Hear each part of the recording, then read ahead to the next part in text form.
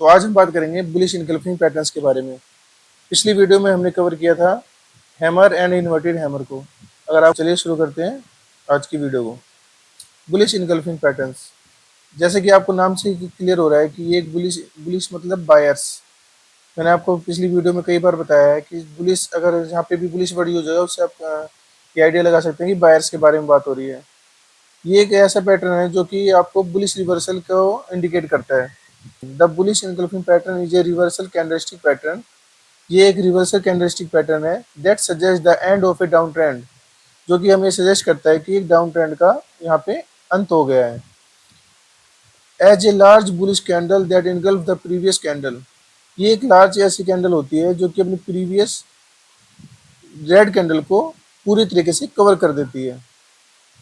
मैं आपको अलग से दिखाता हूँ ये दिखती कैसी है। ये देखो,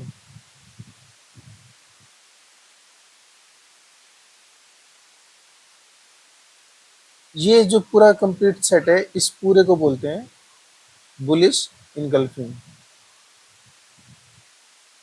बुलिश इनगल्फिंग,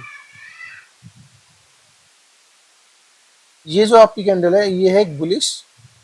इसने इसको इनगल्फ किया है, इस कैंडल को, इसके हाई और लो कंप्लीट पूरी बॉडी पूरी विक्स को इसने इनगल्फ कर लिया अपने अंदर। ये देखो, इसका जो हाई है इसके हाई से काफी ऊपर है, इसका जो लो है इस कैंडल के लो से काफी नीचे है। तो यानी कि बुलिश इनगल्फिंग, बुलिश ने इनगल्फ कर लिया हो। तो ये बुलिश कैंडल ने अपनी रेड कैंडल, जो इसकी प्रीवियस रेड कैंडल है, उसको इनगल्फ कर लिया, इसलिए इसका नाम पड़ा है बुलिश इनगल्फिंग। तो आप इसको देख के आइडिया लगा सकते हो कि ये दिखती कैसे है एग्जैक्ट, ये इस तरह से दिखती है। ठीक है, जो इसकी फॉर्मेशन होगी वो हमेशा क्या होगी, सपोर्ट एरिया में होगी। ये कभी भी, अगर जब ये वैलिड तभी माना जाएगा जब ये अपने किसी सपोर्ट एरिया में इसकी जब फॉर्मेशन होगी तभी इसको वैलिड माना जाएगा। आपको पता है एक रेजिस्टेंस होता है, एक सपोर्ट होता है। जो भी बुलिश रिवर्सल कैंडलस्टिक पैटर्न्स होंगे वो अगर सपोर्ट एरिया में जब भी उनकी फॉर्मेशन होगी तभी वो वैलिड माने जाएंगे। क्योंकि पूरे दिन चार्ट में तो इसकी फॉर्मेशन तो कहीं भी करा सकता है। जो ऑपरेटर होता है उसको तो पता है कि, सबको ये पता है कि बुलिश इनगल्फिंग का मतलब है कि ये एक बुलिश रिवर्सल कैंडलस्टिक पैटर्न है, हर किसी को पता है। लेकिन वो क्या करते हैं, वो इतने चालाक होते हैं, जब ये मार्केट आपका डाउन ट्रेंड में ऐसे ऐसे नीचे की तरफ आ रहा होता है, यहाँ कहीं बीच में भी ये आपको ये बुलिश इनगल्फिंग पैटर्न बना के दिखा देंगे। लेकिन अब क्या होगा, जो रिटेलर होगा जिसको इसकी नॉलेज नहीं होगी वो क्या करेगा, यहीं पे इसकी बाय का ऑर्डर लगा देगा, ये देख के कि अरे ये तो बुलिश इनगल्फिंग पैटर्न बन गया है।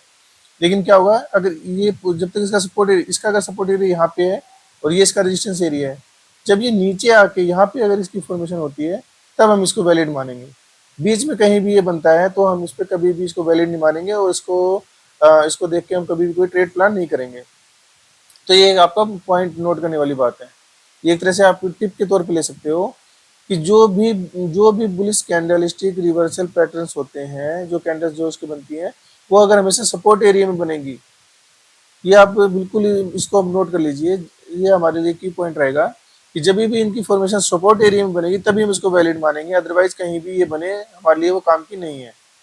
ठीक है, तो ये सबसे नोट करने वाली बात है। चलिए मैं आपको और दिखाता हूँ। अब यहाँ पे हम क्या देख रहे हैं कि जो हमारा चार्ट है वो हमारा डाउन ट्रेंड में है, ऊपर से हमारा चार्ट नीचे की तरफ आ रहा है। ठीक है, लेकिन क्या हुआ, यहाँ पे भी ऑपरेटर ने एक ऐसा बुलिश इनगल्फिंग जैसा दिखा, फेक बना दिया, फेक कैंडलस्टिक पैटर्न बना दिया। जिसको इसकी नॉलेज नहीं है वो क्या करेगा, इसके ऊपर जब कभी मार्केट निकलने लगेगा, ऐसा कोई कैंडल बनेगी तो यहाँ पे बाय करने की वो करेंगे, बाय का ट्रेड प्लान कर लेंगे।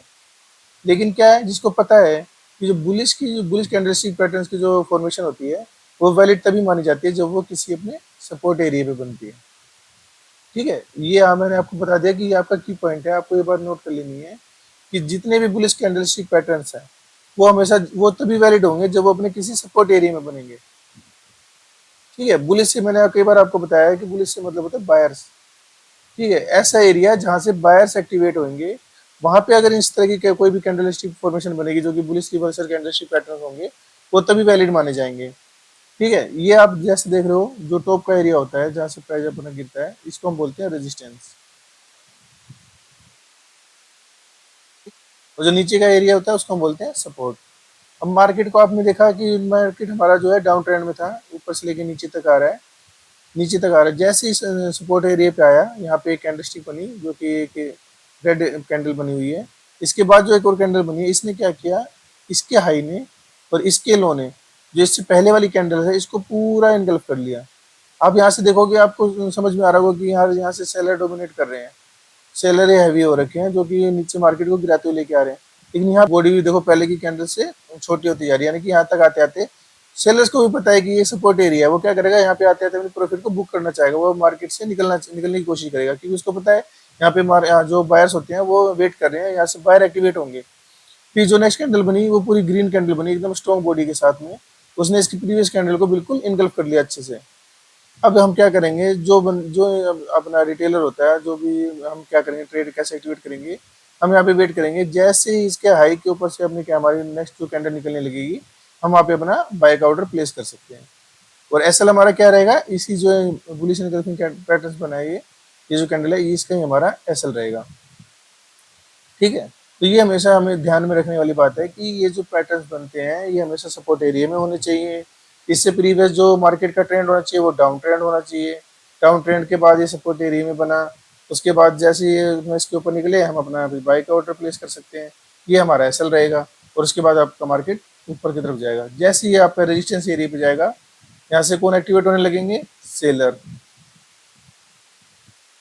यहाँ तक जैसे रेजिस्टेंस एरिया पे आए, यहाँ पे आप अपना ऑर्डर वो कर सकते हो, अपने ट्रेड से एग्जिट कर सकते हो, अपना प्रॉफिट बुक कर सकते हो। ये तो सबको पता होता है, हैमर कैंडल क्या होता है। हैमर जहाँ पे बनेगा उसके ऊपर से आपका मार्केट ऊपर निकलेगा, सबको पता है ऐसे हैमर बन जाएगा।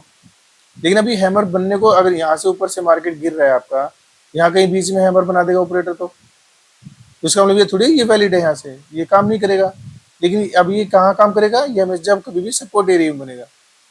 ठीक है, ये हमने प्रीवियस वीडियो में इसके बारे में बात करी है, हैमर और इन्वर्टेड हैमर के बारे में। आज हम बात कर रहे हैं बुलिश एनगल्फिंग के बारे में।